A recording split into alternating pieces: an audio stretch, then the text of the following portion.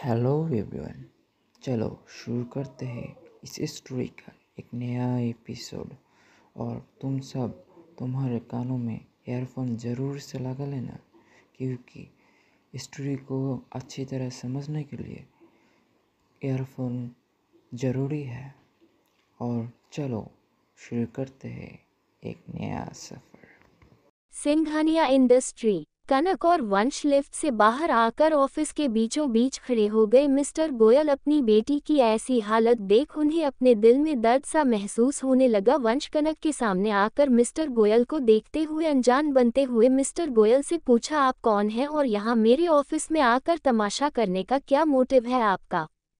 वंश की बात सुन कनक हैरान थी। उसे समझ नहीं आ रहा था कि कोई इंसान इतनी जल्दी कैसे बदल सकता है। तो वहीं दूसरी तरफ मिस्टर गोयल जैसे ही वंश का कॉलर पकड़ा तो वंश के बॉडीगार्ड वंश के करीब आने लगे।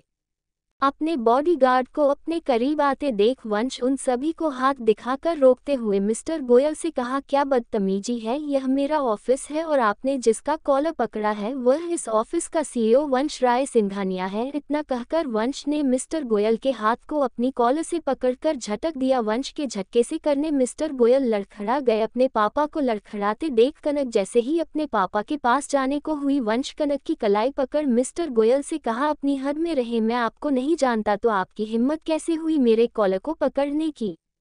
मिस्टर गोयल ने चिल्लाते हुए कहा, तुम जिस लड़की के सामने खड़े हो ना वह मेरी बेटी है। तभी वंश ने कहा, और वह मेरी गर्लफ्रेंड है, वह सिर्फ मेरी है। वंश राय सिंघानिया की गर्लफ्रेंड है, वह कनक वंश राज सिंघानिया है, समझे आप?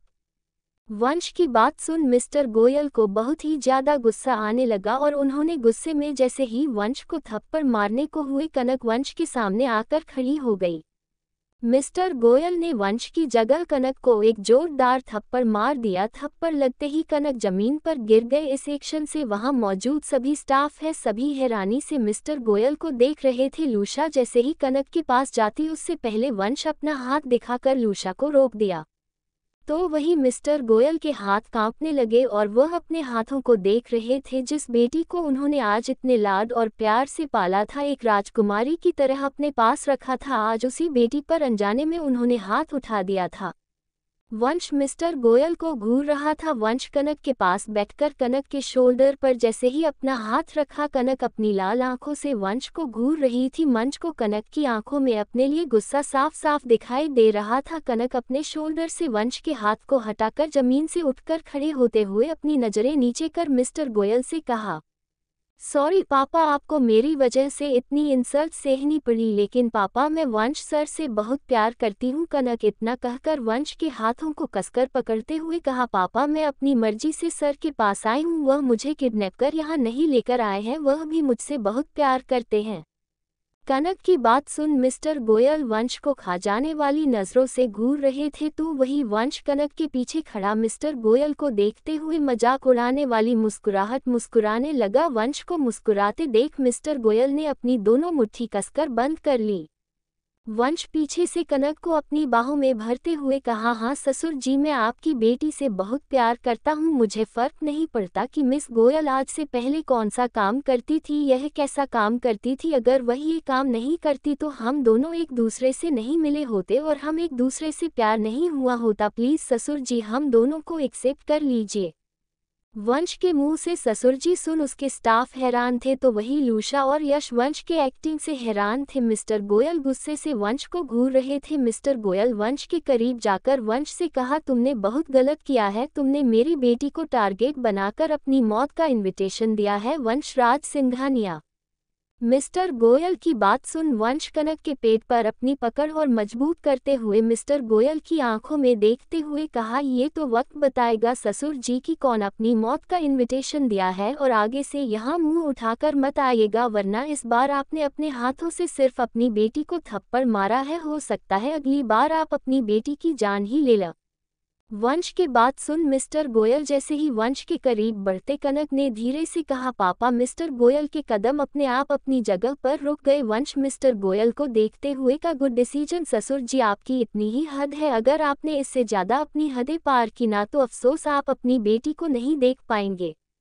ससुर जी, अब आप यहाँ से खुद जाएंगे? यह मेरे बॉडीगार्ड आपको कचरे की तरह उठाकर मेरे ऑफिस से बाहर फेंके। कनक वंश और मिस्टर गोयल के बीच में खड़ी उनकी बातों को सुन रही थी। कनक की आंखें आंसुओं से भरी थी। कनक ने अपने भरे गले से धीरे से कहा, पापा प्लीज आप यहाँ से जाए और आज से मान लीजिए कि आपकी बेटे मर चुकी है।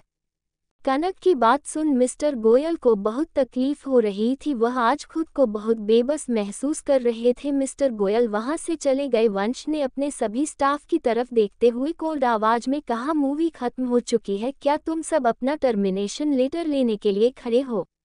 वंश की बात सुनते हैं सभी स्टाफ हवा की तरह गायब हो गए। वंश ने कसकर कनक की कलाई पकड़कर खींचते हुए अपने साथ ले जाने लगा। वह अपनी पर्सनल लिफ्ट के पास आकर अपना हाथ रखा तो लिफ्ट खुल गई। वंश कनक को लिए हुए लिफ्ट के अंदर लेकर चला गया।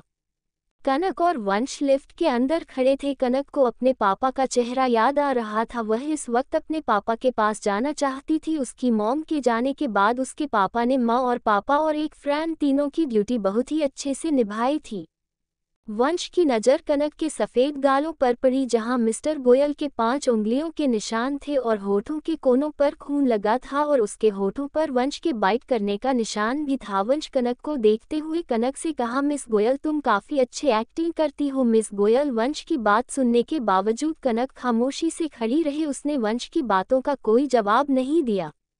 कनक को अपनी बातों इग्नोर करते देख वंश अपने एक्सप्रेशन लेस चेहरे लिए हुए कनक की कमर में हाथ डालकर एक झटके से कनक को अपनी तरफ खींचकर कनक की आंखों में देखते हुए कहा, तुम्हारे अंदर झूठ बोलने का टैलेंटेड बहुत ही अच्छा है। वंश की बात सुन कनक अपने चेहरे को वंश की तरफ से फेरते हुए वंश से कहा, मैंने कोई झूठ नहीं कहा, मैंने जो कहा है वह सच कहा है। मैं आपसे प्यार करती हूँ और मैं अपने मर्जी से आपके साथ हूँ, ना कि आपके डर से। अगर आपको लगता है कि सब झूठ है तो यह आपकी सोच है, मैं आपकी सोच नहीं बदल सकती सर।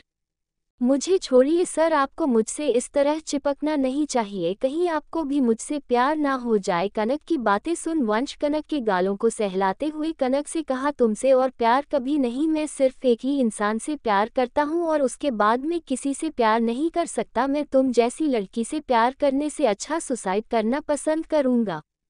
वंश की बातें सुन कनक वंश को देख रही थी। कनक अपनी मुट्ठी कसकर बंद कर वंश को देखने लगी। वंश कनक के गालों को अपने अंगूठे से हिलाते हुए कनक से कहा, इतना प्यार करती हो मुझसे कि मेरे हिस्से का थप्पड़ खुद ही खा लिया। वंश के इस तरह छूने से कनक के रोंगटे खड़े हो रहे थे। वंश की छुअन कनक को इफेक्ट कर रही थी। कनक ने कसकर अपनी आंखें बंद कर ली। वंश कनक के गाल पर पड़े उंगलियों के निशान पर अपने अंगूठे से सहलाते हुए अपने अंगूठे को कसकर उन निशानों पर दबा दिया। वंश ने जैसे ही कनक के गालों को दबाया, कनक की हल्की सी चीख निकल गया और वह अपनी आंखें खोलकर वंश को देखने लगी। वंश कनक को देखते हुए कनक से कहा, क्या हुआ मिस गोयल, दर्द हो रहा है? ये तो दर्द कुछ भी नहीं है, क्योंकि आगे जो मैं आपको दर्द देने वाला हूँ वह तुम बर्दाश्त नहीं कर पाओगी। वंश की बात सुन कनक ने वंश से कहा, आपको गलतफहमी हुई है सर, आपको लगता है कि मैंने आपके प्यार में अपने पापा से थप्पड़ खाया है। नहीं सर, मैंने ये थप्पड़ इसलिए अपने ऊपर लिया ताकि मुझे हर वक्त इसका दर्द आपके धोखे को याद दिला सके, मुझे ये याद दिला सके कि मैंने एक घटिया इंसान से प्यार किया है। और रही बात आपके साथ रहने की, तो मैंने यह फैसला बहुत सोच समझ कर लिया है। मैं जब तक खुद को इनोसेंट नहीं साबित करती, जब तक अपने कैरेक्टर पर लगे उस गंदे दाग को नहीं हटाती, तब तक मैं आपको छोड़कर कहीं नहीं जाऊंगी।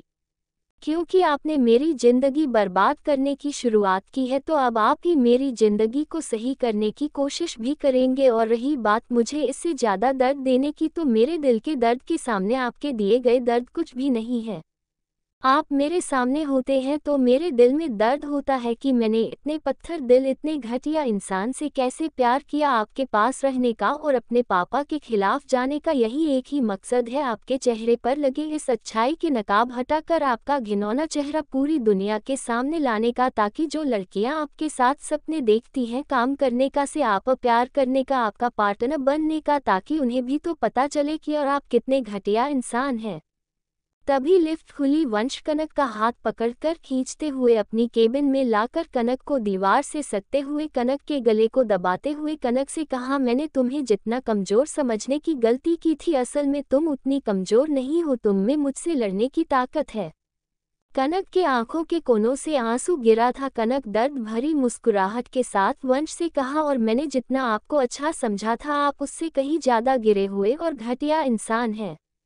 कनक को अपनी बातों का पलट जवाब देते देख वंश को बहुत गुस्सा आ रहा था, क्योंकि आज तक किसी ने वंश को इस तरह उल्टा जवाब नहीं दिया था। वंश अपनी पकड़ कनक के गले पर और मजबूत करने लगा। कनक का दम घुट रहा था, उसकी सांसें धीरे होने लगी थी। वंश ने झटके से कनक को छोड़ दिया। वंश के छोड़ने से कनक जमीन पर गिर गई। वंश कनक की तरफ पीठ करके खड़े होते हुए कनक से कहा, आउट, मेरे केबिन से बाहर निकलो वरना मैं तुम्हारी जान ले लूंगा।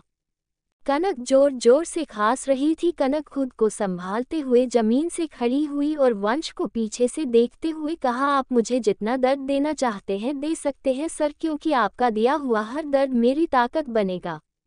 कनक की बातें वंश को चुभ रही थी। वंश कनक की तरफ पलटकर कनक से कहा, तुम यहाँ से बाहर जाती हो या मैं तुम्हें यही जिंदा जमीन में दफना दूं, निकलो यहाँ से, तुम्हारी आवाज मुझे चुभ रही है।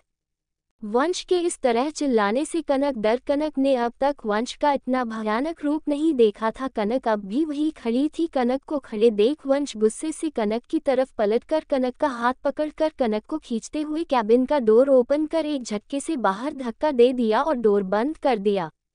वंश के धक्का देने से कनक मुंह के बल जमीन पर गिर गई। कनक की दर्दनाक चीख निकल गई। वह जमीन से उठ नहीं पा रही थी। कनक की दर्द की चीख सुन वंश, जो डोर के दूसरे साइड था, वह जल्दी डोर ओपन कर कनक के पास जाकर कनक पास बैठते हुए पूछा, क्या हुआ मिस गोयल, तुम चीखी क्यों?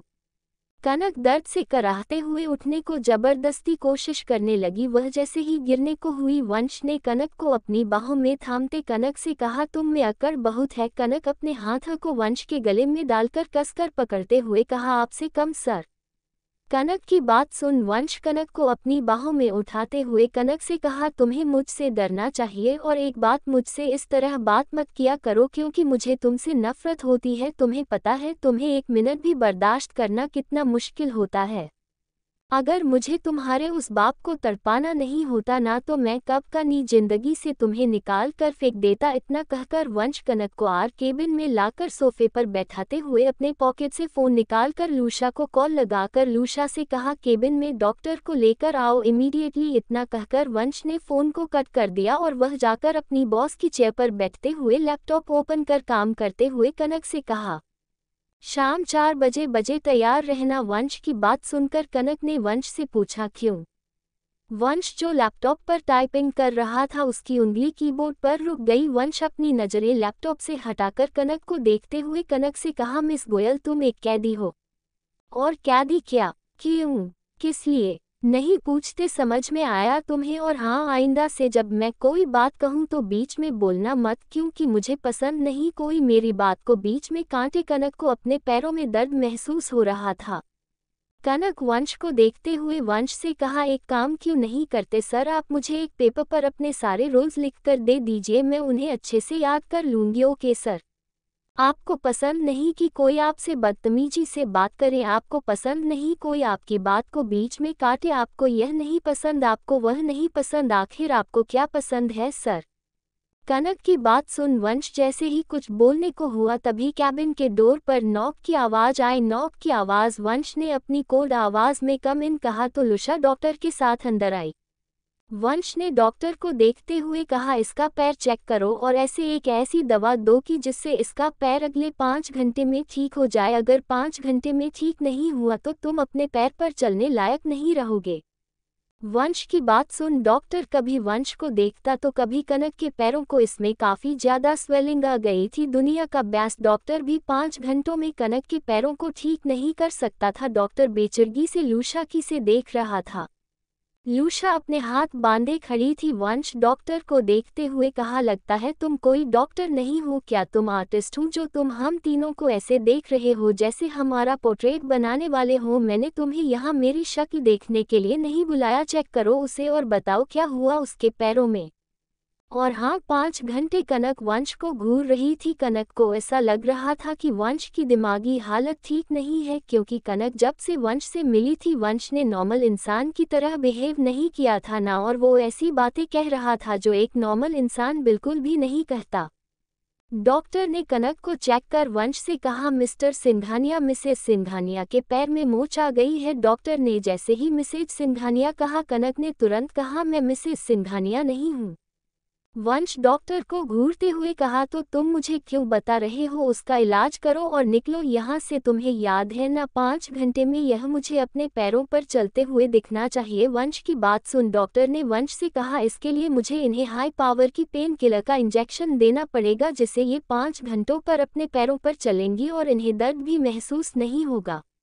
लेकिन इस पेन किलर से इनको नुकसान हो सकता है। डॉक्टर की बात सुन कनक ने नहीं कहा और वंश ने हाँ कहा। डॉक्टर दोनों की हाँ और ना सुन हैरानी से दोनों की तरफ देखने लगा। वंश कनक को देखते हुए कहा, मैं तुम्हारी वजह से कोई भी लॉस बर्दाश्त नहीं कर सकता। अगले 5 घंटे में तुम मुझे अपने पैरों पर खड़ी होती हुई दिखनी चाहिए। इसके लिए अगर तुम्हें हाई पावर की पेन किलर देना पड़ेगा तो वह भी मैं करूँगा, क्योंकि आज का दिन बहुत इम्पॉर्टेंट है और मैं तुम्हारी छोटी सी चोट की वजह से उसे बर्बाद नहीं कर सकता। और ज़्यादा से ज़्यादा क्या होगा, तुम बीमार पड़ जाओगे, उससे मुझे कोई फ़र्क नहीं पड़ता। बस आज तुम्हें ठीक रहना है किसी भी हालत में। तभी लूशा ने डॉक्टर से पूछा, कैसे साइड इफ़ेक्ट है? डॉक्टर ने लूशा से कहा, हो सकता है इन्हें लूज मोशन हो या इनको ब्लीडिंग होने लगे या इनकी पेट में बहुत ज़्यादा दर्द महसूस होने लगे। कंफर्म नहीं बता सकता कि क्या होगा, लेकिन मैंने जो सब कहा है उनमें से एक हो सकता है। तभी वंश ने कहा, इंजेक्शन दो इसे। वंश की बात सुन कनक ने जोर से कहा, नहीं। तो लूशा ने कहा, बॉस। वंश दोनों को घूरने लगा। डॉक्टर के हाथ कांप रहे थे। हॉस्पिटल। मिस्टर गोयल हॉस्पिटल आए तो नकुल आईसीयू में बेहोश पड़ा था। डॉक्टर ने नकुल के सीने से गोली निकाल दी थी। डॉक्टर मिस्टर गोयल को देखते हुए कहा, मिस्टर गोयल, हमने इनकी दोनों गोलियां निकाल दी है, लेकिन ये कब तक होश में आएंगे हम कुछ कह नहीं सकते। इनकी कंडीशन बहुत ही क्रिटिकल है। हम कोई गारंटी नहीं दे सकते हैं कि इनकी जान बच पाएगी या नहीं। मिस्टर गोयल नकुल की हालत देख गुस्से से अपनी मुट्ठी भींच ली। एक रात में उनकी पूरी जिंदगी बदल गई। जिस बेटी से इतना प्यार करते थे वह उनसे हमेशा के लिए दूर हो गई। जो नकुल उनका राइट हैंड हुआ करता था, आज वह इस हालत में है। मिस्टर गोयल की आंखों में बहुत ही ज्यादा गुस्सा था। उनकी आंखें गुस्से से लाल थी। मिस्टर गोयल ने किसी को फोन लगाकर कहा, वंश राय सिंघानिया की कमजोरी को ढूंढो, मुझे उसकी कमजोरी जानना है। उसने इस बार मेरे सबसे कीमती चीज पर वार किया है। उसे पता चलना चाहिए कि अधिराज गोयल कौन है। आज वह मेरे काम में अपनी टांग जरूर अड़ाएगा, इसलिए उसे रोकने की पूरी कोशिश करो। ये काम आज जरूर होना चाहिए। सिंघानिया इंडस्ट्री। वंश का ऑर्डर सुन डॉक्टर कनक को इंजेक्शन लगाने के लिए इंजेक्शन निकाला तो कनक की सांस उसके गले में अटक गई। कनक की आंखों में आंसू आ गया। कनक डॉक्टर के चेस्ट पर हाथ रख खुद से दूर धक्का दे दिया। कनक के ऐसा धक्का देने से डॉक्टर जमीन पर गिर गया। कनक इस एक्शन से वंश लूशा हैरानी से कनक को देखने लगे। कनक डर से कांपते हुए कहा, मुझे इंजेक्शन नहीं लगाना है, प्लीज, मुझे इंजेक्शन से बहुत डर लगता है, मैं नहीं लगवा पाऊंगी। वंश गुस्से से चेयर से खड़ा होते हुए कनक से कहा, मैंने तुमसे पूछा नहीं है, जो तुम मुझे बता रही हो तुम्हें इंजेक्शन लगाना है मतलब लगाना है, समझ में आया तुम्हें? कनक ने भी उसी तरह चीखते हुए कहा, लेकिन मुझे इंजेक्शन नहीं लगाना है, आप क्यों नहीं समझते हैं sir, please I request you. वंश कनक को देखते हुए कनक से कहा, तुमने कुछ कहा मुझसे, मुझे सुनाई नहीं दिया। वंश की बात सुन कनक अपने आंसू भरी आंखों से वंश को देख रही थी। कोई इंसान इतना पत्थर दिल कैसे हो सकता है? कनक दर्द को बर्दाश्त करते हुए सोफे से खड़ी होकर लूशा के पीछे जाकर छिपते हुए लूशा को पकड़कर लूशा से कहा, प्लीज कम से कम आप तो समझिए, मुझे इंजेक्शन से सच में बहुत डर लगता है। मैंने आज तक कभी इंजेक्शन नहीं लगवाया और पापा ने भी कभी मुझसे जिद नहीं की थी, वह मेरी बात मान जाते थे। आप सर से कहिए न कि प्लीज़ वह मुझे इंजेक्शन न लगवाए। कनक की बात सुन लूशा वंश से कहा, बॉस। तभी वंश ने अपनी कोल्ड आवाज में कहा, गेट आउट लूशा। वंश की कोल्ड आवाज सुन लूशा कनक के हाथों को अपने हाथों से हटाते हुए कनक से कहा, सॉरी, मैं तुम्हारी कोई हेल्प नहीं कर सकती, यह मेरे बॉस का ऑर्डर है। इतना कहकर लूशा केबिन से बाहर चली गई। कनक जैसी केबिन से बाहर जाने को हुई, वंश कनक की कलाई कसकर पकड़ लिया। कनक अपनी गर्दन पीछे घुमाकर वंश को देखते हुए कहा, प्लीज मुझे जाने दो, मेरे साथ जबरदस्ती मत करो, मुझे सच में बहुत डर लगता है। वंश कनक को देखते हुए कहा, अभी तो बहुत बहादुर बन रही थी, मुझसे लड़ना चाहती थी, खुद को इनोसेंट प्रूफ करना चाहती थी, कहाँ गई तुम्हारी सारी बहादुरी जो तुम एक छोटा सा इंजेक्शन देखकर डर गई। तुम मुझे कैसे हराओगी? मुझे हराने के लिए तुम्हें तो बंदूक भी चलानी पड़ सकती है। वंश की बातें सुन कनक अपनी दूसरे हाथ से वंश के हाथ को हटाने की कोशिश करते हुए रोते हुए वंश से कहा, ये दोनों बातें अलग है, मेरा हाथ छोड़िए sir, please, I beg you sir. Kanak की बात सुन वंश एक झटके से कनक को अपनी तरफ खींच लिया, जिससे कनक सीधे वंश के सीने से जा लगी। वंश ने एक हाथ से कनक के सर को पकड़ा और दूसरे हाथ को कनक की कमर पर लपेटकर कनक को अपने सीने से लगाते हुए कहा, डरो मत, मैं तुम्हारे साथ हूँ, तुम्हें कुछ नहीं होगा। कनक की आंखों से आंसू गिर रहा था, वह वंश की बाहों में किसी मछली की तरह तड़प रही थी। वंश को कनक का तड़पना और रोना बिल्कुल भी दिखाई नहीं दे रहा था, वह अपने बदले की आग में इतना अंधा हो गया था कि उसे एक लड़की का दर्द भी नहीं दिखा। वंश ने अपनी गोल्ड आवाज में डॉक्टर से कहा, खड़े होकर मेरा मुंह क्या देख रहे हो, लगाओ इंजेक्शन इसे। वंश की बात सुन डॉक्टर कनक को जैसे ही इंजेक्शन लगाने हुआ, कनक ने अपनी आंखें कसकर बंद कर ली और उसने अपने हाथों को वंश के चारों तरफ लपेटकर वंश की शर्ट को कसकर अपनी मुट्ठी में पकड़ लिया। कनक इंजेक्शन को देख ऐसे डर रही थी जैसे डॉक्टर उसे इंजेक्शन नहीं बल्कि मौत देने वाला हो। कनक के आंसू वंश के शर्ट को गिला कर रहे थे। डॉक्टर ने कनक को इंजेक्शन लगा दिया। डॉक्टर ने जैसे ही कनक को इंजेक्शन लगाया, कनक अपने नाखूनों को वंश के बैक में धंसा दिया। अचानक से कनक की पकड़ एकदम ढीले हो गई। डॉक्टर जब कनक से दूर हुआ तो वंश कनक को खुद से दूर करने के लिए कनक से कहा, दूर हटो मुझसे। वंश जैसे ही कनक को दूर करता, कनक बेहोश होकर गिरने लगी। वंश ने कनक को अपनी बाहों में थाम लिया। कनक के हाथ बेजान से झूल गए, कनक के बाल जमीन को छू रहे थे। कनक का चेहरा पूरी तरह से लाल हो गया था, उसकी आंखें सूज चुकी थी, उसके चेहरे पर आंसू थे। कनक को बेहोश देखकर वंश ने गुस्से से दूसरे हाथ से डॉक्टर का कलर पकड़ते हुए डॉक्टर से पूछा, ये बेहोश कैसे हुई, क्या किया है तुमने इसके साथ? डॉक्टर ने डर से कहा, मिस्टर सिंघानिया, ये डर से बेहोश हो गई है, मुझे लगता है इन्हें इंजेक्शन का डर है जिसे ये बर्दाश्त नहीं कर पाए और बेहोश हो गई। डॉक्टर की बात सुन वंश ने डॉक्टर से कहा, निकलो यहाँ से। इतना कहकर वंश डॉक्टर को एक झटके से छोड़ दिया। डॉक्टर जल्दी से उस कैबिन से बाहर चला गया। डॉक्टर अपनी बाहों में बेजान पड़ी कनक को देख रहा था। कनक को देखते हुए कहा, काश तुम्हारे कमीने बाप ने इतना गलत नहीं किया होता तो आज मुझे तुम्हें इतना टॉर्चर नहीं करना पड़ता। तुम्हारी हालत का जिम्मेदार मैं नहीं, तुम्हारा कमीना बाप है।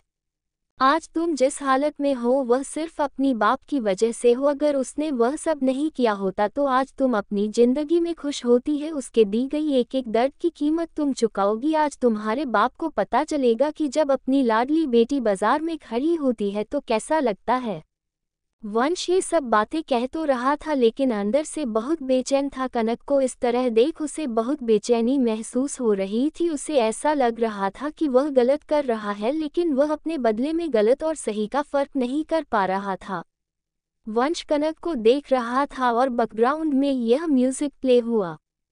लेके कहा, तू जा रहा, ये तो बता, तू जो मिला, तू है मिला, वो रास्ता, तू जख्म है या मरहम है, तू है क्या, तुझ में मिला जो मुझे वो नाता, तू जख्म है या मरहम है, तू है क्या, तुझ में मिला जो मुझे वो नाता, तू जख्म है, दर्द भी है जरा सा, मर्ज भी है खफा सा, और ना सफर तू ये दुश्वार कर, हो रही इंतहा सा, हो गए क्यों रूहा सा, फिर भी लगे ऐसे रहता उम्र, हाल भी है बेहाल है, हर सांस से ये सवाल है, तू जख्म है या मरहम है, तू है क्या, तुझ में मिला जो मुझे वो नाता, तू जख्म है या मरहम है, तू है क्या, तुझ में मिला जो मुझे वो नाता, तू जख्म है।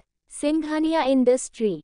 वंश कनक को अपनी बाहों में उठाकर केबिन से बाहर आकर 5th फ्लोर पर बने रेस्टरूम में कनक को बाहों में लिए हुए जाकर कनक को बेड पर लेटा दिया। कनक बेहोशी में कुछ बड़बड़ा रही थी। आपने ऐसा क्यों किया सर? वंश कनक को बेड पर लेटा कर जैसे ही उठने को हुआ तो उसने देखा कि कनक ने अपने हाथों में उसकी शर्ट को कसकर पकड़ रखा है। वंश कनक के हाथों से अपनी शर्ट को छुड़ाकर कनक को ब्लैंकेट से कवर कर उस रूम से बाहर चला गया। वंश का केबिन। वंश अपने केबिन में आकर बैठा तो यश कैबिन में आकर वंश से कहा, बॉस उनकी डिलीवरी रात के 12 बजे होने वाली है और इस डिलीवरी को इस बार मुस्तफ़ा करेगा और उसने अपनी डिलीवरी करने के लिए आज रात निकल रहे डिनर क्रूज को चुना है। हमारे आदमियों से हमें पता चला है कि उस क्रूज पर वह सभी इन्वेस्टर आएंगे जो ड्रग सप्लाई करते हैं। वह ड्रग के बदले इंडियन की लड़कियों को लेकर जाएंगे और यह सप्लाई मिस्टर अधिराज गोयल कर रहे हैं। लेकिन हमारी सबसे बड़ी प्रॉब्लम है क्रूज में इंटर करना, क्योंकि क्रूज में इंटर करने के लिए हमें कुछ पासवर्ड बताने पड़ेंगे जो सिर्फ अधिराज गोयल के आदमियों को पता है। यश की बात सुन वंश ने, यह मुस्तफ़ा वही है ना जिसकी 2 कमजोरी है, दारू और लड़की। और क्रूज तक पहुंचने के लिए 3 रास्ते हैं, पहला हाईवे, दूसरा जंगल, तीसरा हमारा रास्ता। जंगल और हाईवे के रास्ते को ब्लॉक करो, वह मजबूरन तीसरा रास्ता जरूर अपनाएंगे और इस तरह ब्लॉक करना कि किसी को शक नहीं हो। ये हमारा आखिरी मौका है शैडो वर्ल्ड में जाने का। अगर हम आज नाकाम हुए तो हमें बहुत इंतजार करना पड़ सकता है और हम इस शैडो वर्ल्ड को कभी जड़ से खत्म नहीं कर पाएंगे। शैडो और ब्लैक वर्ल्ड को खत्म करने के लिए मिस गोयल आखिरी रास्ता है। अगर उसके बाप के बनाए गए शैडो वर्ल्ड की इलीगल दुनिया बर्बाद करना है तो मिस गोयल को मुहरे की तरह जमाल करना जरूरी है। अगर वह उस रात मुझसे नहीं मिली होती तो उसकी आइडेंटिटी कभी मुझे पता नहीं चलती। अब तक मैंने रूहान की जान खतरे में डालकर ब्लैक वर्ल्ड को पकड़ना चाहा, लेकिन अब मिस गोयल ही हमें उन दोनों वर्ल्ड के लीडर तक ले जाएगी। क्योंकि कुछ भी हो जाए मिस्टर अधिराज गोयल अपनी बेटी पर एक खरोच नहीं आने देगा। वंश की बात सुन यश ने डरते हुए वंश से कहा, बॉस मैं आपसे रिक्वेस्ट करता हूँ, प्लीज़ बॉस मिस गोयल को यहाँ से जाने दीजिए। वह सिर्फ अभी 19 साल की है, वह इस इलीगल की दुनिया में अपना वजूद खो देंगी, उनकी मासूमियत खत्म हो जाएगी। अगर आप उन्हें उनके पापा का सच बता देंगे तो वह जरूर आपका साथ देंगी। आपको उनके साथ इतना रूड नहीं होना पड़ेगा। प्लीज़ बॉस मिस गोयल को जाने दीजिए, उनकी पूरी जिंदगी उनके सामने है, आप उन्हें टॉर्चर करके गलत कर रहे हैं। यश बोले जा रहा था कि वंश ने अपनी कोल्ड आवाज में यश से कहा, शट अप। वंश के इस तरह चिल्लाने से यश खामोश हो गया। वंश चेयर से उठकर यश के पास आकर यश के गले पर अपने हाथ को रखकर यश से कहा, तुम जानते हो मैं ऐसा कुछ नहीं करने वाला और तुम्हारी मिस गोयल अपनी परछाई से भी अपने बाप पर भरोसा करती है। और एक बात, तुम्हारे अंदर उसके लिए जो फीलिंग डेवलप हो रही है उसे वही रोक दो, वरना मैंने तो सिर्फ अभी तुम्हारे गले पर हाथ रखा है। अगर तुमने उससे प्यार किया तो मैं तुम्हारे गर्दन को तोड़ने में वक्त नहीं लगाऊंगा, क्योंकि उससे कोई प्यार नहीं कर सकता, क्योंकि वह वंशराज सिंघानिया के दुश्मन की बेटी है। उसे टॉर्च और उसे परेशान और उसे दर्द देने का हक सिर्फ वंशराज सिंघानिया का है। उसे प्यार करने का हक मैंने किसी को नहीं दिया, खुद को भी नहीं। और तुम भूल रहे हो उसके बाप ने उससे कहीं ज़्यादा कम उम्र की लड़कियों को दूसरे देशों में सप्लाई किया है। मैंने तो ऐसा कुछ भी नहीं किया उसके साथ, मैं सिर्फ उसके बाप को एहसास दिलाना चाहता हूँ और वह मैं ज़रूर करूँगा। अगर तुम्हें और लूशा को इसमें प्रॉब्लम है तो तुम दोनों यहाँ से जा सकते हो। इतना कहकर वंश ने अपने हाथों को यश के गले से हटाकर अपने हाथों को अपने पॉकेट में डालते हुए कहा, तुम्हारे पास 15 मिनट है, यहाँ से जाओ और जाकर उन दोनों रास्ते को ब्लॉक करो और इस बार कोई गड़बड़ नहीं होनी चाहिए। समझ में आया? तुम्हारी एक गलती की कीमत तुम्हारी मासूम मिस गोयल चुकाएंगी। वंश की बात सुन यश वहां से चला गया। यश अपना कैबिन की डोर ओपन करके कनक के रूम में आया तो कनक को बेड पर बेहोश पाया। वंश कनक के चेहरे को देखते हुए कहा, आखिर तुम्हारे चेहरे में कौन सी मासूमियत है जो मेरे सबसे खास आदमी तुम्हारी तरफ हो रहे हैं? आखिर तुम्हारे अंदर ऐसी क्या चीज़ है जो तुम अपने दुश्मन को भी अपना दोस्त बना रही हो? तुम कुछ ना कर कर भी बहुत कुछ कर रही हो। तुम्हारी मासूमियत में बहुत पावर है, इसीलिए तो तुमने मेरे घर की नींव हिला दी। मेरे सबसे वफादार दोनों बॉडीगार्ड जो कभी मुझसे सवाल नहीं करते थे, आज वह तुम्हारे लिए लड़ रहे हैं। Interesting, very interesting. वंश ने एक नज़र कनक को देखा और वह वहां से चला गया। रात का वक्त वंश कनक को लेने आया था, तभी उसकी नज़र कनक के होठों पर पड़ी। कनक के होंठ देख वह हैरान हो गया, उसके होंठ बिल्कुल नीले हो गए थे। वंश जल्दी से कनक के पास जाकर कनक के सिर को अपनी गोद में रखते हुए कनक के गाल को थपथपाते हुए कहा, वेकअप, क्या हो रहा है तुम्हें? कनक बेहोशी की हालत में कांप रही थी, उसकी पूरी बॉडी बर्फ की तरह ठंडी पड़ती जा रही थी। वंश कनक के हाथों को अपने हाथों में लेकर रब करने लगा, लेकिन उसका ये सब काम करना कनक पर कोई भी असर नहीं कर रहा था। कनक वक्त के साथ ठंडी पड़ती जा रही थी, उसकी सांसें भी धीरे होने लगी थी। कनक की बिगड़ती तबीयत देख वंश बहुत ही ज्यादा परेशान हो गया। उसने अपना फोन निकालकर जैसे ही किसी को कॉल लगाने हुआ तो उसका फोन स्विच ऑफ था। वंश ने लैंडलाइन से सबको फोन लगाया तो किसी ने फोन नहीं उठाया, क्योंकि रात के 8 बजे बज चुके थे, सारे स्टाफ जा चुके थे। लुशा और यश दोनों रास्तों को ब्लॉक करने के लिए भी निकल चुके थे। इस वक्त ऑफिस में कनक और वंश के अलावा कोई नहीं था। वंश अपने जैकेट को उतारकर कनक को पहना दिया। वह जल्दी से रेस्ट रूम से बाहर निकलकर फर्स्ट फ्लोर पर गया तो वहां कोई नहीं था। ऑफिस के सभी लोग जा चुके थे। वंश का फोन भी स्विच ऑफ था। उसने डॉक्टर को कॉल करने की कोशिश की, लेकिन डॉक्टर का कॉल लग नहीं रहा था।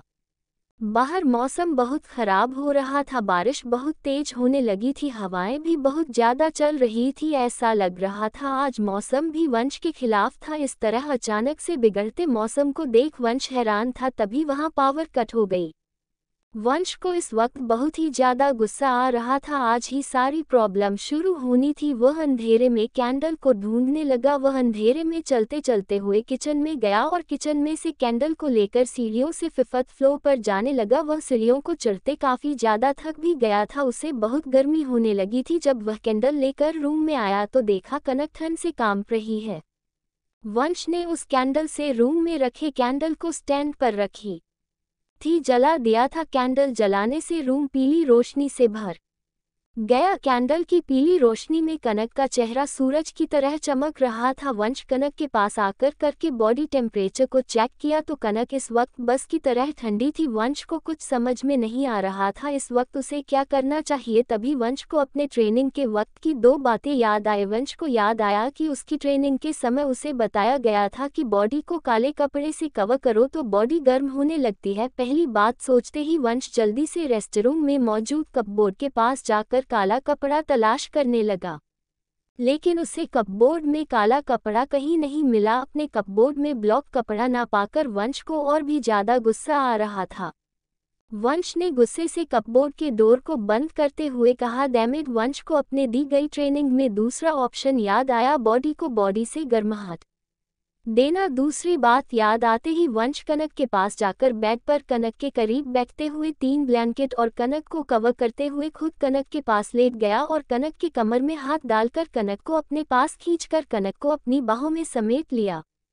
वह खुद की चेस्ट को कनक की बैक से चिपकाते हुए कनक के पेट पर अपने हाथों को कसकर लपेटते हुए अपनी बॉडी की गर्मी कनक को देने लगा। कनक ठंड से कांपते जा रही थी। वंश के कनक के पास सोए हुए 1 घंटा बीत चुका था, लेकिन उसके बावजूद भी कनक पर कोई असर नहीं हो रहा था। कनक अभी भी उसी तरह ठंडी पड़ी थी। वंश को कनक की हालत देख बहुत बेचैनी महसूस हो रही थी। वंश के पास सिर्फ एक ही रास्ता बचा था, कनक के करीब जाना, और वह ये करना नहीं चाहता था, लेकिन कनक की जान बचाने के लिए उसे कनक के क्लोज जाना पड़ेगा। वंश बेड से उठकर अपनी हैंडकरचीफ निकालकर अपनी आंखों पर बांधते हुए अपनी शर्ट को उतारकर जमीन पर फेंक दिया।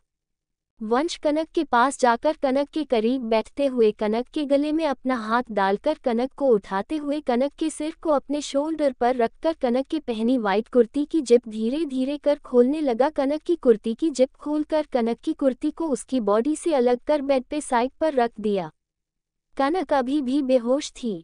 वंश कनक को बेड पर लिटाकर खुद कनक के ऊपर आ गया। उसके आंखों पर अभी भी पट्टी थी, जिस वजह से वह कनक को नहीं देख पा रहा। वंश अपनी बॉडी से कनक की बॉडी को रब करने लगा, जिससे उन दोनों के बीच गर्मी पैदा होना शुरू हो गई।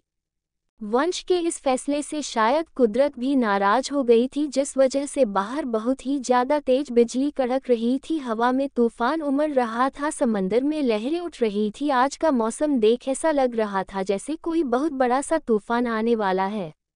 वंश के ऐसे करने से कनक की बॉडी गर्म हो रही थी, लेकिन उसके होंठ अभी भी नीले और कांप रहे थे। वंश कनक के ऊपर से हटकर कनक के बगल में लेटकर कनक की खुली कमर में अपना हाथ डालकर कनक को खुद से चिपकाते हुए अपने गर्म होंठ को कनक के होठों पर रख दिया। ये सब 2 घंटे कंटिन्यू करते हुए वंश थक गया था। उसकी पूरी बॉडी पसीने से भीगी हुई थी। कनक की बॉडी भी अब नॉर्मल हो गई थी। वंश कनक को अपनी बाहों में कसकर पकड़कर सो गया। धीरे धीरे वक्त बीतने लगा। रात और गहरी रात में ढल गई और रात के 11 बजे बज गए थे। कनक को होश आ रहा था। वह अपनी आंखें धीरे धीरे कर खोलने लगी थी और जब उसने अपनी आंखें खोली तो उसे अपनी आंखों के सामने वंश की नेकेड चेस्ट दिखी। अपने आप को वंश की खुली बाहों में देख कनक को एक बहुत बड़ा सा शौक लगा। उसकी आंखें अपने आप आंसुओं से भर गई। शौक की वजह से उसके हाथ और पैर ठंडे पड़ गए थे। कनक वंश की बाहों में कसमसाने लगी तो वंश जो गहरी नींद में सोया हुआ था उसकी नींद खुल गई। वंश कनक के फोरहेड को अपने होठों से छूते हुए चेक किया तो देखा कनक की बॉडी फिर से ठंडी पड़ने लगी थी। कनक ने डरते हुए वंश से पूछा, सर आप क्या कर रहे हैं और आपने कपड़ा क्यों नहीं पहना है? आप मुझे छोड़िए सर। कनक की बात सुन वंश ने कनक से कहा, चुपचाप से लेटी रहो। वह इससे आगे कुछ कहता उससे पहले कनक ने अपने नाखूनों को वंश के चेस्ट में गड़ाते हुए उससे कहा, आप मुझे छोड़िए सर। यह क्या कर रहे हैं आप सर? आप अपनी लिमिट क्रॉस कर रहे हैं। कनक के इस तरह नाखून घासाने से वंश ने कनक को छोड़ दिया और बैठ से खड़ा हो गया। वंश को बिना शर्ट में देख कनक अपनी आंखें बंद कर वंश से पूछा, आप क्या कर रहे थे सर मेरे साथ? और आपने शर्ट क्यों नहीं पहनी है? और आपने अपनी आंखों पर पट्टी क्यों बांधा है? क्या किया है आपने मेरे साथ? कनक के सवाल सुन वंश ने कनक से कहा, अपने कपड़े पहन लो क्योंकि 1 घंटे में हमें कजीनों के लिए निकलना है। वंश की बात सुन कनक ने हैरानी से वंश के शब्द को दोहराते हुए कहा, अपने कपड़े पहन लो मतलब? इतना कहकर कनक ने जब खुद को देखा तो वह शॉक हो गई। उसे ऐसा लगा जैसे किसी ने उसे पहाड़ से नीचे फेंक दिया हो। कनक जल्दी से अपने आप को ब्लैंकेट से पूरी तरह से कवर कर अपनी कुर्ती को साइड से उठाकर पहनते हुए बेड से उठकर वंश के पास जाकर वंश के शोल्डर पर हाथ रख वंश को अपनी तरफ पलटकर वंश से पूछा, आपने क्या किया है मेरे साथ सर? क्या आपने अपनी लिमिट क्रॉस कर दी है? कनक इस वक्त गुस्से से कांप रही थी। वंश ने आज पहली बार कनक को इतने गुस्से में देखा था। कनक की वाइट स्किन रेड होने लगी थी क्योंकि वह बहुत ज्यादा गुस्से में थी। वंश की बात सुन वंश ने कनक से कहा, ये करना बहुत जरूरी था क्योंकि तुम्हारी बॉडी ठंडी पड़ती जा रही थी और मैं इस वक्त तुम्हें मरने नहीं दे सकता क्योंकि तुम मेरे लिए मेरी जान से भी ज्यादा कीमती हो। तुम्हारे कमीने बाप को खत्म करने के लिए तुम्हें जिंदा रखना बहुत जरूरी है मिस गोयल। वंश की यह बात सुन कि वह उसकी जान से ज्यादा कीमती है तो कनक को अपने दिल में खुशी महसूस हुई, लेकिन वंश की पूरी बात सुनते ही कनक का दिल फिर से टूट गया। कनक अपने कदम वंश के करीब बढ़ाकर वंश के गाल पर हाथ रखते हुए कहा, आप और कितना नीचे गिरेंगे सर? क्या किया है मेरे पापा ने? अपनी गलती को मेरे पापा को डालना बंद करिए, समझे आप? वंश कनक के हाथ को अपने हाथ से पकड़कर कनक को घुमाकर कनक के हाथ को मरोड़कर उसकी पीठ से लगाकर कनक की बैक को अपने चेस्ट से चिपका कर अपने चीन को कनक के शोल्डर पर रखकर अपनी कोल्ड आवाज में कनक के कान में कहा, वंश राय सिंघनिया को बदतमीजी पसंद नहीं है और एक बात, तुम मेरी प्रॉपर्टी हो तो मैं तुम्हारी साथ कुछ भी कर सकता हूँ। तुम्हें जिंदा जमीन में दफना सकता हूँ, तुम्हारे साथ अपनी हदें पार कर सकता हूँ, समझ आया तुम्हें? इतना कहकर वंश ने एक झटके से कनक को बेड पर धक्का दे दिया। कनक मुंह के बल बेड पर गिर गई। 1 घंटे बाद ब्यूटी क्वीन पार्लर। वंश और कनक दोनों सोफे पर बैठे थे। उनके सामने एक लड़की बैठी थी जिसकी पलकें बड़ी बड़ी थी। उसने बहुत ही ज्यादा मेकअप किया हुआ था। नाखून बहुत लंबे लंबे थे। दिखने में बहुत अच्छी लग रही थी लेकिन साथ में डरावनी भी। उस लड़की को देखकर कनक को बहुत अजीब लग रहा था क्योंकि वह लड़की कनक को अजीब नज़रों से देख रही थी। उस लड़की ने वंश की तरफ देखते हुए वंश से कहा, क्या बात है वंश, इस बार किसकी जान लेनी है? जो मेरे पास आ गए हो? तुम तो जानते हो मैं अपनी अदाओं से ही लोगों को मार देती हूँ। अपने सामने बैठी साशा से कहा, आज मुझे तुम्हारी नहीं इस लड़की की जरूरत है। इसे इस तरह खूबसूरत बनाओ कि अगर कोई मर्द इसकी तरफ एक बार देखे तो इसका दीवाना हो जाए। तुम्हें जो करना इसके साथ तुम कर सकती हो। तुम्हारे पास 1 घंटा है लेकिन मुझे यह 1 घंटे बाद ऐसे मिलनी चाहिए कि लोग इसकी खूबसूरती के दीवाने हो जाए और इसकी तरह खुद ब खुद अट्रैक्ट होने लगे। वंश की बात सुन साशा ने मुस्कुराते हुए वंश से कहा, तुम्हें मेरे टैलेंट पर शक हो रहा है वंश? तुम तो जानते हो मैं लोगों की शक्ल बदल देती हूँ और तुम तो बस इसे अट्रैक्टिव बनाने को कह रहे हो। ये तो पहले से ही काफ़ी अट्रैक्टिव है। कनक को डर लग रहा था। आज से पहले कनक ने ऐसी दुनिया कभी नहीं देखी थी। साशा ने कनक से पूछा, क्या तुम रेडी हो? कनक अपने हाथ को मसलते हुए कहा, नहीं। कनक का नहीं सुन साशा कनक को देखने लगी। तभी वंश ने कहा, इसकी परमिशन मायने नहीं रखती है, मैंने तुमसे जो कहा है वह करो। कनक वंश को मासूमियत से देख रही थी। वह चाहती थी कि वंश ये सब रोक दे। वह वंश को प्यार से बदलना चाहती थी, लेकिन उसका यूं खामोश रहना वंश को और बढ़ावा दे रहा था। साशा कनक के हाथ को पकड़कर कनक को एक झटके से उठाकर अपने साथ एक रूम में लेकर चली गई। वंश बैठकर मैगजीन पढ़ने लगा। 1 घंटे बाद साशा कनक को वंश के सामने लाकर खड़े करते हुए कहा, वंश राय सिंघानिया, आपके वाइफ पूरी तरह से रेडी है, तुम खुद देख लेना, मैं थोड़ी देर के लिए बाहर जा रही हूँ। इतना कहकर साशा वहां से चली गई। वंश ने जब अपनी नजरें उठाकर कनक को देखा तो कनक ने अपने आप को स्टॉल से पूरी तरह से ढका था। उसकी आंखों में आंसू था। उसकी वह लाल आंखें वंश को नफरत से देख रही थी। वंश जैसे ही कनक के पास उठकर आया और जैसे ही कुछ बोलने को हुआ, कनक ने एक जोरदार का थप्पड़ वंश को मार दिया। कनक के ऐसे एक्शन की वंश को जरा भी उम्मीद नहीं थी। कनक के ऐसे थप्पड़ मारने से वंश को गुस्सा आ गया। वह गुस्से से बौखला गया। उसने गुस्से से कनक के बालों को पकड़कर खींचते हुए कनक के चेहरे को बिल्कुल अपने चेहरे के करीब कर अपने दांत को पीसते हुए कहा, हाउ डेयर यू, तुमने वंश राय सिंघानिया को थप्पड़ कैसे मारा? आज तक मुझे किसी ने हाथ तक नहीं लगाया था और तुमने मुझे थप्पड़ मारा। तुम्हारी औकात मेरे जूते इतनी भी नहीं है। तुम्हें तो खुश होना चाहिए कि मैंने तुम्हें अपने साथ रखा है।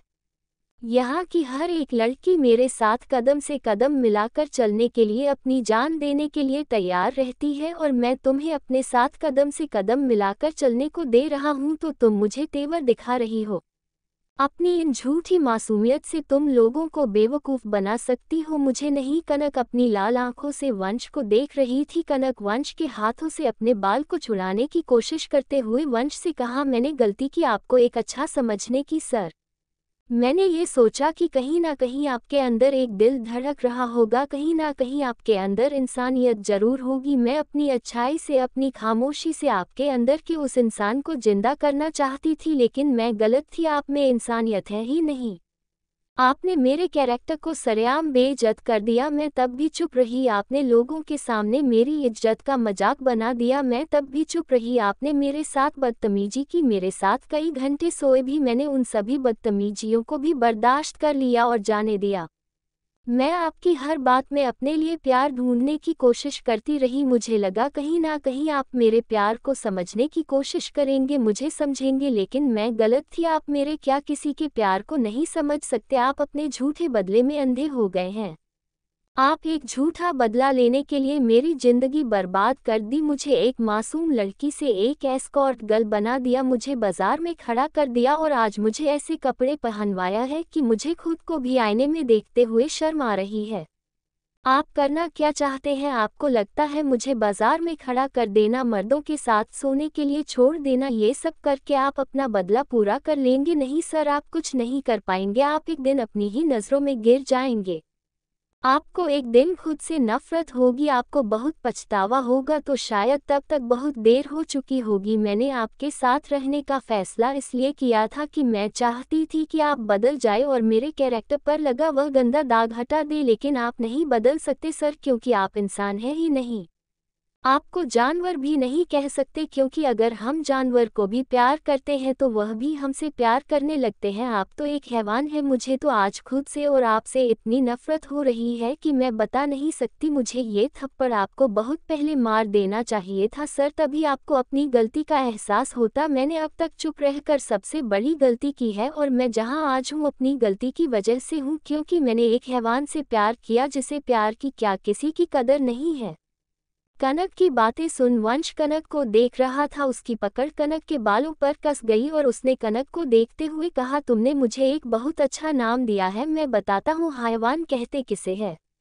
इतना कहकर वंश ने कनक को खुद से दूर करके कनक के स्टाल को पकड़कर एक झटके से कनक के ऊपर से हटाकर हवाओं में उड़ा दिया। वंश ने जब कनक के बॉडी से स्टॉल हटाया तो वह खुद भी हैरान हो गया, क्योंकि कनक ने बहुत ही ज्यादा छोटा कपड़ा पहना था जिससे उसका चेस्ट और उसकी बैक दिख रही थी और उसके ड्रेस हल्की हल्की रिवीलिंग भी थी। कनक के ड्रेस को देख वंश अपनी नज़र कनक की तरफ से फेर लिया। कनक के आंखों से आंसू बह गया। कनक वंश के पास आकर वंश का कॉलर पकड़कर वंश से कहा, क्या हुआ सर, आप अपनी नज़रें क्यों फेर रहे हैं? आप ही चाहते थे ना मैं अट्रैक्टिव दिखूं, तो देखिए मैं इतनी अट्रैक्टिव दिख रही हूं कि आप जैसा हर आदमी मेरी तरफ से नज़रें नहीं हटा पाएगा। इतना कहकर कनक वंश का कॉलर छोड़कर एक जोरदार थप्पड़ वंश के गाल पर मार दिया। कनक ने दूसरा थप्पड़ मारते हुए कहा, यह मुझे बदनाम करने के लिए। इतना कहकर कनक ने तीसरा थप्पड़ वंश को मार दिया। कनक का कॉलर पकड़कर वंश से कहा, और ये थप्पड़ मेरे साथ कुछ घंटे सोने के लिए। इतना कहकर कनक ने चौथा थप्पड़ वंश को मार दिया, और ये थप्पड़ मुझे इस वक्त मेरी ही नज़रों में गिराने के लिए। Queen parlour. कनक के इस तरह 4 थप्पड़ मारने से वंश की आंखें अंगारे की तरह लाल हो गई थी। उसके अंदर इतना गुस्सा आ गया था कि उसके हाथों की नसें दिखाई दे रही थी। वह गुस्से से एक झटके से कनक की तरफ पलटकर कनक के गले को पकड़कर दीवार में सटाकर कनक के गले को कसकर दबाते हुए अपने दांत को पीसते हुए कहा, आई किल यू। वंश कनक का गला दबाए जा रहा था। अगर वंश का फोन नहीं बचता तो आज वह कनक की जान ले लेता। वंश अपना फोन उठाकर कनक के गले को एक झटके से छोड़ दिया। कनक जोर जोर से खांसने लगी। तभी दूसरी तरफ से यश ने कहा, बॉस, मुस्तफ़ा का काजिनो पहुंच चुका है। हमारे पास सिर्फ आधा घंटा है। आपको जल्द से जल्द यहां आना होगा। वह सिर्फ आधा घंटा रुकेगा यहाँ। वंश कनक की तरफ पलटकर कनक को जमीन पर पड़े देखकर यश से कहा, उस पर नज़र रखो, मैं 15 मिनट में वहां आ रहा हूं। इतना कहकर उसने फ़ोन को डिस्कनेक्ट कर दिया। वंश कनक के पास बैठते हुए कनक के शोल्डर को पकड़कर खींचते हुए अपने साथ ले जाने लगा। कनक अपने शोल्डर को वंश के हाथ से छुड़ाने की कोशिश हुई। कहा, मेरा हाथ छोड़िए सर, क्या कर रहे हैं मेरे साथ, मुझे जाने दीजिए यहाँ से। वंश कनक को घसीटकर अपने साथ ले जाकर कार के पास लाकर कनक को पैसेंजर सीट पर धक्का देकर कार के डोर को लॉक कर खुद ड्राइवर सीट पर आकर बैठ गया और उसने कार को स्टार्ट कर कार की स्पीड बढ़ा दी। वंश कार को फुल स्पीड में ड्राइव करते हुए कार में लगी टीवी को ऑन करते हुए मुस्तफ़ा की फ़ोटो दिखाते हुए कनक से कहा, तुम्हें इसे सेड्यूस करना है। कनक कार की डोर खोलने की कोशिश करते हुए वंश से कहा, मैं कुछ नहीं करने वाली। अब मुझे जो करना था मैंने कर दिया है। अब मुझे आपके साथ एक पल भी नहीं रहना। कनक ये सब कह रही थी कि तभी उसके कानों में एक आवाज़ पड़ी, पापा दे दो। अपने भाई अंकित की आवाज़ सुन कनक ने जब सामने टीवी में देखा तो उसका भाई व्हीलचेयर पर राशियों से बंधा था। उसके चारों तरफ आदमी गन लिए खड़े थे।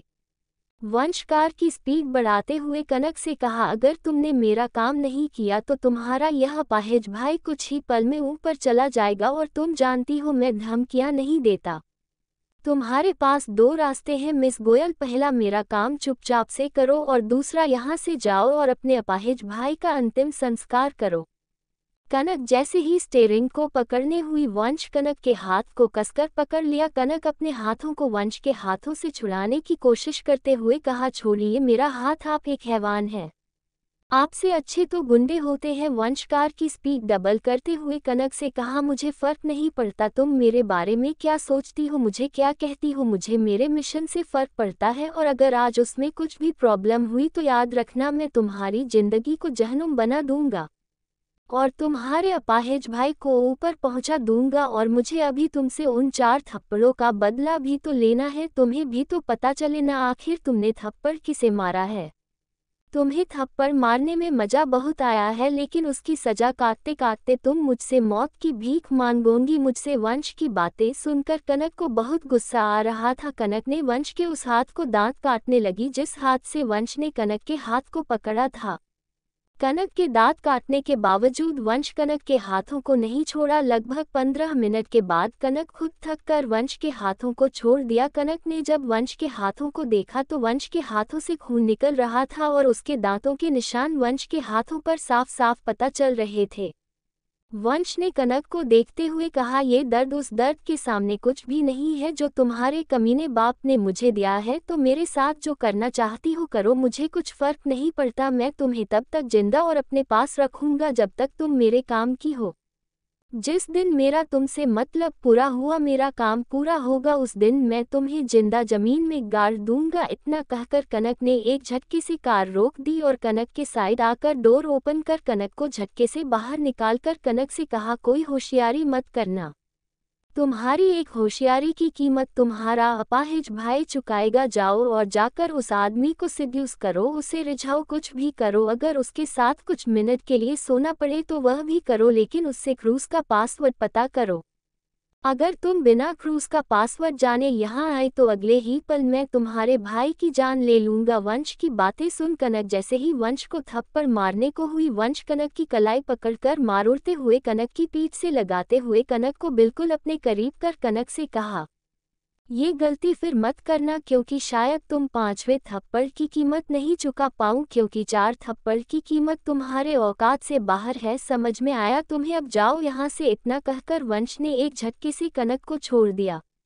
कनक अपने भारी कदमों से कजिनो बार के अंदर चली गई। तभी वहां लुशा और यश आए। वंश ने लुशा से पूछा, क्या तुम मास्क लाए हो? लुशा वंश को एक मास्क देते हुए वंश से कहा, बॉस केयरफुल होकर जाएगा, क्योंकि कसिनो बार के अंदर मिस्टर अधिराज गोयल के आदमी होंगे। लुशा की बात सुन वंश ने लुशा से कहा, जानता हूं मैं। वंश ने अपने मन में कहा, मैं मिस गोयल को अकेले मुस्तफ़ा के हाथ में नहीं छोड़ सकता। वह मुस्तफ़ा एक खूंखार भेड़िया है जो मिस गोयल कोयल को नोच खाएगा। हजारों करोड़ों लड़कियों की जिंदगी बचाने के लिए मुझे मिस गोयल को टॉर्चर करना होगा, उन्हें इतना परेशान करना होगा कि वह मुझसे नफरत करे और मेरे काम को भी करे। इतना कहकर वंश काजिनो बार के अंदर चला गया। बंगलौर एक हैंडसम सा आदमी एक बहुत खूबसूरत विला में लिविंग एरिया में बैठा अपने डॉग पेट के सिर को सहला रहा था। तभी उसके फ़ोन की रिंग बजी। वह अपने फ़ोन की आवाज़ सुन उस हैंडसम आदमी ने फ़ोन उठाते हुए कहा, मिस्टर गोयल, आपने मुझे याद किया, ज़रूर कोई बड़ी प्रॉब्लम हुई है, बताइए आपका ये दोस्त आपकी क्या मदद कर सकता है? तभी धनराज जी ने कहा, मैंने तुम्हें एक लड़के की फ़ोटो भेजी है, मुझे उसकी जन्म कुंडली चाहिए क्योंकि उसने कनक को किडनैप कर लिया है।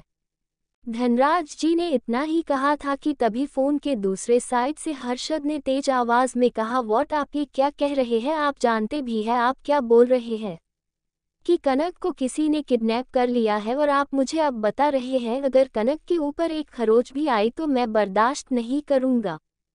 हर्षद की बात सुन मिस्टर गोयल ने हर्षद से कहा, ये सब इतनी अचानक हुआ कि मैं तुम्हें बता नहीं पाया, डरो मत, उसे कुछ नहीं होगा। मिस्टर गोयल की बात सुन हर्षद से कहा, आप मुझसे कह रहे हैं मैं डरूं नहीं? कनक मेरे जीने की वजह है, मैं उसे किसी और के साथ बर्दाश्त नहीं कर सकता। मैं आपको कभी इस गलती के लिए माफ़ नहीं करूंगा। और एक बात मिस्टर गोयल, मैंने आपसे हाथ इसलिए मिलाया था क्योंकि मुझे आपकी बेटी बहुत पसंद है, मैं उससे बहुत प्यार करता हूं। तो सोच लीजिए अगर कनक को एक खरोच भी आई तो मैं आपसे अपने सारे कॉन्टैक्ट तोड़ दूंगा, ब्लैक वर्ल्ड और शैडो वर्ल्ड को अलग कर दूंगा। हर्षद सक्सेना की बात सुन मिस्टर गोयल ने हर्षद से कहा, मैंने तुम्हें उस लड़के की फ़ोटो भेजी है जिसने कनक को किडनैप किया है, उसके बारे में पता करो और मुझे बताओ। अगर कनक को अपना लाइफ पार्टनर बनाना चाहते हो तो उस इंसान को ख़त्म करो। इतना कहकर मिस्टर गोयल ने फ़ोन को काट दिया। हर्षद ने जब अपने फ़ोन को ओपन कर उस फोटो को देखा तो वह शॉक हो गए। हर्षद के मुंह से एक ही शब्द निकला, साले साहब। इतना कहकर हर्षद ने किसी को कॉल लगाकर कहा, मुझे वंश राय सिंघानिया की अपडेट चाहिए, वह कहाँ है इस वक्त? इतना कहकर हर्षद ने फ़ोन काट कर किसी को कॉल लगाकर कल की मुंबई की फ़्लाइट की टिकट बुक करो। इतना कहकर हर्षद वहां से चला गया। काजिनो बार कनक ने डरते हुए बार के अंदर रखा तो उसके होश उड़ गए, क्योंकि उस काजिनो बार में ऐसी लड़कियां थीं जो सिर्फ बिकनी पहनकर ऊपर से नेट के जैकेट को पहन रखा था। उन सभी लड़कियों को देख कनक जल्दी से पीछे मुड़कर अपनी आंखें बंद कर ली, लेकिन उसे एहसास हुआ कि उसका चेस्ट किसी के ब्रॉड चेस्ट से टकराया है। उसने अपनी गर्दन थोड़ा सा ऊपर उठाकर अपनी लाल आंखों से देखा तो वंश खड़ा था, लेकिन आज वंश उसके सामने पहली मुलाकात की तरह मास्क में था। वंश को ऐसे देख कनक पीछे की तरफ लड़खड़ा गई। वह जैसे ही पीछे गिरने को हुई, वंश कनक की कमर में हाथ डालकर कनक को एक झटके से अपनी करीब कर स्लो आवाज में कहा, ऐसी गलती भूल कर मत करना। इतना कहकर वंश झटके से कनक को साइड में ले जाकर कनक से कहा, ये तुम क्या करने जा रही थी? तुम्हारी एक गलती से मेरा पूरा प्लेन खराब हो जाता। इतना कहकर वंश कनक को देखते हुए कहा, चुप क्यों हो, बोलो कुछ। कनक की आंखों से आंसू गिर रहे। आज उसके प्यार ने उसे कहा लाकर खड़ा कर दिया था। कनक वंश को देखते हुए कहा, क्या तुम सच में चाहते हो मैं उस आदमी के पास जाऊं? क्या तुम सच में ऐसा करना चाहते हो? कनक की बात सुन वंश कनक की आंखों में आंखें डालकर कहा, हाँ, अगर मैं नहीं चाहता तो तुम्हें यहाँ क्यों लेकर आता, तुम ही सोचो। कनक के आंखों से आंसू ओस की बूंदों की तरह गिर रहे थे। कनक अपने कदम पीछे ले जाकर वंश से कहा, मैं आज खुद को बद्दुआ देती हूँ कि मेरी तुमसे की गई मोहब्बत कभी पूरी न हो। कनक ने इतना ही कहा था कि वंश अपनी एक झटके से पलक के उठाकर अपनी लाल आंखों से कनक को देखने लगा। कनक वंश के पास चली गई और जब बाहर आई तो मुस्तफ़ा को ढूंढने लगी। तभी उसकी नज़र मुस्तफ़ा पर पड़ी जो काउच पर बैठा था और एक लड़की उसके थाई पर लेटी थी। उसने भी सिर्फ बिकनी पहनी थी। मुस्तफ़ा उस लड़की के पेट पर शराब गिरा कर उसके पेट अपने जीभ से शक कर रहा था। वह उस लड़की की पूरी बॉडी पर अल्कोहल गिरा कर शक कर रहा था। मुस्तफ़ा एक झटके से उस लड़की को अपनी थाई पर बैठाकर अपने होंठों को उसके चेस्ट के पास रखकर उसके गले पर शराब गिरा कर पी रहा था। मुस्तफ़ा की घिनौनी हरकत देख कनक को उल्टी आने लगी। तभी उसने अपनी नज़र दूसरी तरफ फेरी तो देखा लड़की टेबल पर ड्रग्स रख अपने नाक और मुंह से ले रहे थे, तो कई आदमी लड़कियों के पेट पर ड्रग्स के पाउडर पर रख अपने चेहरे को उनके पेट पर रख धीरे धीरे चाट रहे थे। ये सब देख कनक को चक्कर आ रहा था क्योंकि उसने इतनी गंदी दुनिया पहली बार देखी थी। वह जैसे ही जाने के लिए पलटी तो वंश उसके पीछे खड़ा था। वंश कनक से कहा उसके पास एक कार्ड होगा, उसमें वह पासवर्ड है, तुम्हें उससे वह कार्ड लेना है और पासवर्ड को याद करना और वह पासवर्ड 10 नंबर का है। इतना कहकर वंश कनक के बिल्कुल करीब जाकर हल्के से कनक को गले लगाकर कहा तुम्हें कुछ नहीं होगा, डरो मत, मैं तुम्हारे साथ हूँ। इतना कहकर वंश कनक से अलग होकर भीड़ में कहीं गायब सा हो गया। कनक भी उस भीड़ में खो गई। तभी उस काजिनो बार में अंधेरा हो गया। ऐसे अंधेरा होने से सब डर गए क्योंकि आज से पहले यहाँ अंधेरा नहीं हुआ था। अंधेरा जैसे ही हुआ सभी आदमी अपनी गन निकाल लिया। तभी उस बार में एक प्यारी सी आवाज़ आए, आज से पहले इस काजिनो बार में जो नहीं हुआ है वह आज होगा। इतना कहते ही उस काजिनो के में वाइट लाइट पड़ी। दो लड़कियां ब्लैक ड्रेस पहने खड़ी थी, ब्लैक ब्रा ब्लाउज था और ब्लैक शॉर्ट था जो उनके थाई तक था। उनके ब्लाउज और शॉर्ट पर गोल्डन झालर लगी थी। उनके चेहरे पर काला नकाब था, उस पे भी झालर लगी थी। ये दोनों लड़की कोई और नहीं बल्कि लुशा और कनक थी। तभी एक सोन प्ले हुआ और दोनों ने डांस करना शुरू किया। दुनिया में लोगों को धोखा कभी हो जाता है, आंखों ही आंखों में यारों का दिल खो जाता है दुनिया में। कनक डांस करते हुए वंश के चारों तरफ घूमने लगी तो लुशा मुस्तफ़ा के चारों तरफ घूमने लगी। मुस्तफ़ा जैसे ही लुशा का हाथ पकड़ने को हुआ तो कनक लुशा का हाथ पकड़ अपनी तरफ खींच दोनों साथ में डांस करने लगे। दो दिल दोनों जवां, आंखों का है ये बयां, दोनों के दरमियां कोई भी हो ना यहाँ। पर्दा पर्दा हाँ, पर्दा पर्दा हाँ, अपनों से कैसा पर्दा। Monica oh my darling, Monica oh my darling. उन दोनों की खुली कमर देख मुस्तफ़ा अपने थाई पर बैठी लड़की को धक्का देकर खड़ा हो गया तो वही वंश कनक को ऐसे डांस करते देख बहुत गुस्सा आ रहा था। दिल की फितरत में धोखा भी है और चाहत भी। जा जाए तो जाए, सोचूं क्यों जब मैंने उल्फत की। जाए भी तो कहाँ, दुश्मन है सारा जहां, जिस पे भी हो गुमा कहना तू उसका यहाँ। पर्दा पर्दा हाँ पर्दा, हलचल सी हर पल है, बेदाग अपनी जवानी है, बेकल मैं बेकल तू, बेदर्द दिल की कहानी है। उठता दिल से धुआं, ये दिल है तेरा पता, आजा रह ले यहाँ, जाएगा अब तू कहाँ। पर्दा पर्दा हाँ पर्दा, मोनिका ओ माय डार्लिंग। ये लाइन आते ही कनक वंश के पास आकर वंश के साथ डांस करते हुए कहा मेरी बर्बादी की मजा लीजिए सर। इतना कहते ही कनक के आंसू वंश के हाथ पर मोती बनकर गिर गया। वह वंश के पास से हटकर लुशा के पास गई तो लुशा ने कनक से कहा उसके चेस्ट के पास पॉकेट में वह पास है, क्या तुम ये काम कर पाओगी कनक। कनक लुशा के बिना कोई जवाब दिए बगैर मुस्तफ़ा के पास चली गई और डांस करने लगी।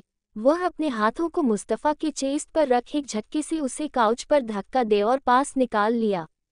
मुस्तफ़ा जैसे ही कनक को अपने ऊपर खिंचता वंश पीछे से कनक की कमर में हाथ डालकर घुमा दिया कसीनो बार।